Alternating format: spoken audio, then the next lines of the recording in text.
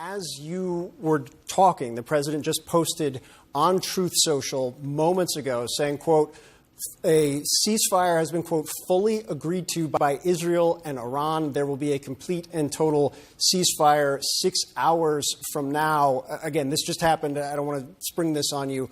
And we're trying to figure out exactly what it means. It's a rather lengthy post on Truth Social. Again, we had been reporting, Clarissa and I were just discussing, that there were warnings about strikes in Tehran. There have been strikes throughout the course of the day.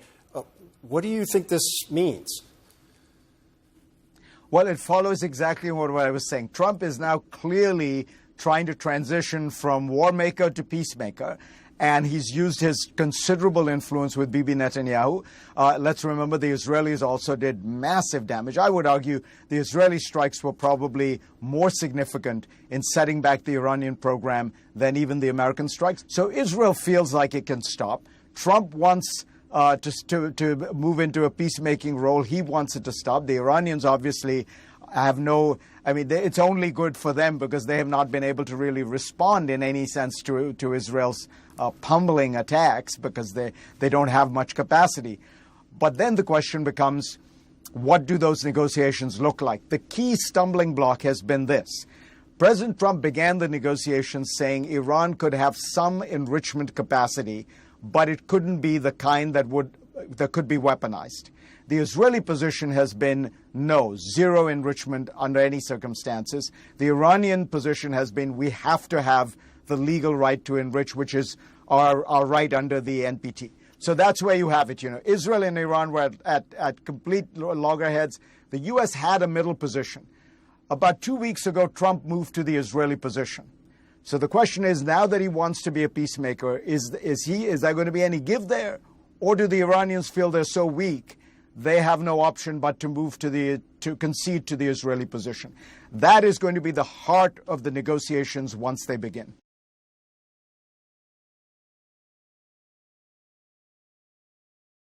We're back with the breaking news and the global economy watching and reacting to every move of this escalated tension in the Middle East. Today, oil prices dropped when Iran fired at the U.S. airbase in Qatar. The intercepted attack seemed to show Iran didn't have the firepower to actually strike U.S. forces at scale. But what if that changes? I want to bring in Diane Swonk. She watches all this for a living, is the chief economist for the accounting firm KPMG. Diane, oil dropping 7% in the wake of an Iranian retaliatory strike.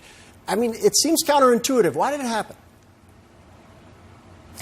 Well, we saw basically the markets were relieved that it was such a measured strike. And in fact, the fact that they let us know ahead of time meant that we could intercept those missiles, and there was only 6 actually shot. It's kind of a strange thing, but the bottom line is that it could have been a much worse escalation. This was a face-saving sort of attack on the U.S. without actually hitting any of the targets. What's really important is for oil prices going forward is as long as we can get a de-escalation, that's great, because right now we've also seen the break-evens for domestic oil producers go up in response to tariffs. They use a lot of steel, and steel tariffs have gone up a lot, along with the machinery to actually drill. So the idea of, rate of oil prices going up at a time when tariffs are also going up, and we won't see those effects until this summer. If they were to hit at the same time, they would amplify each other. And that's why the administration is so worried about oil prices going up, because you don't want them to amplify the inflationary pain associated with tariffs. The worst case scenario tied to exactly what you're describing is Iran taking some type of action related to the Strait of Hormuz.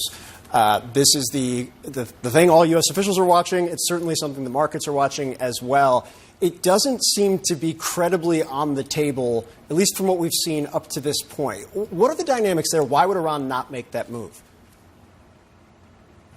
Well, they depend heavily on oil exports themselves, and they would not be able to get the exports out, particularly to China. So that is important, is that they've got a financial lifeline and an incentive to keep that strait open because of that. So I think that's very important. What we've also seen is because of attacks in the area, even though we seem to have sidelined a lot of the Houthis and other groups that attack in that area, we've seen insurance rates also go up a lot for those oil tankers in the region. So we'd like to see a de-escalation to remove some of these costs to be able to see somewhat lower prices at a time when, like I said, the timing couldn't be worse. If it could amplify tariffs, you don't want that to happen. If we cannot have it, we can have it offset the tariffs. That helps a little bit to ameliorate some of the pain that consumers are going to be feeling as a result of tariffs, which have yet to work their way through to everyone's pocketbooks. Right, which that is a very fluid situation in and of itself for American consumers right now, and I think no one has a crystal ball. There's no question about that. But right now, the national average for gas price is about $3.22, up less than a penny in just the last 24 hours, but almost a dime in the last week. What are we looking at in the weeks ahead? How are you thinking through this? Well, every dollar increase in the cost of a barrel of oil results in about 2.4 cents. So if you have a $10 increase, that's 25 cents on the gallon of gasoline. And that's really important because, most people actually drive to and from work, and those that are the lowest income have to be in person the most. And frontline workers, it really cuts into their ability to spend. So that's why it's so critical at this point to keep those oil prices low at a time when other costs are going to be rising. We've already seen things like the care economy have shortages of workers, and the care economy is going up at more than twice the pace of overall inflation. That's everything from elder care to child care, and that's actually sidelining some workers. So if you were to add on top of that the inflation related to oil prices and what is in the pipeline on tariffs, that would tip us from an economy that slows into likely one that slips into recession. Dan Swank, always appreciate your expertise. Thanks so much. Thank you.